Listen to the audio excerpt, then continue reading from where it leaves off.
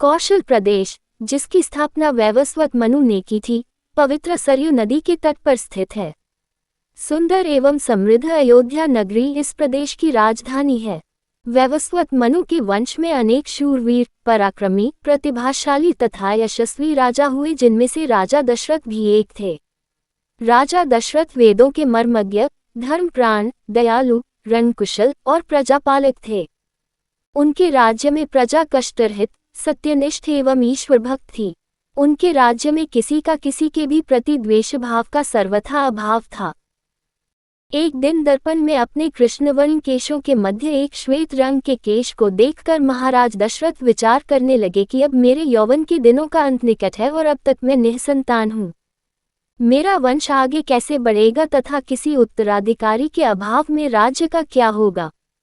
इस प्रकार विचार करके उन्होंने पुत्र प्राप्ति हेतु पुत्रयेष्ठी यज्ञ करने का संकल्प किया। अपने कुलगुरु वशिष्ठ जी को बुलाकर उन्होंने अपना मंतव्य बताया तथा यज्ञ के लिए उचित विधान बताने की प्रार्थना की। उनके विचारों को उचित तथा युक्तियुक्त जानकर गुरु वशिष्ठ जी बोले, हे राजन, पुत्रयेष्ठी यज्ञ करने से अवश्य ही आपकी मनोकामना पूर्ण होगी, ऐसा मेरा विश्वास है। अतः आप शीघ्रातिशीघ्र अश्वमेध यज्ञ करने तथा इसके लिए एक सुंदर श्यामकर्ण अश्व छोड़ने की व्यवस्था करें।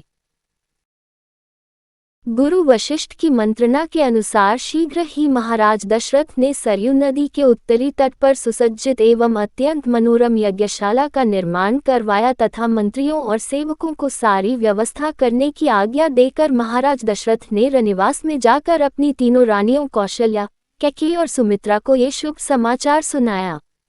महाराज के वचनों को सुनकर सभी रानियां प्रसन्न हो गईं।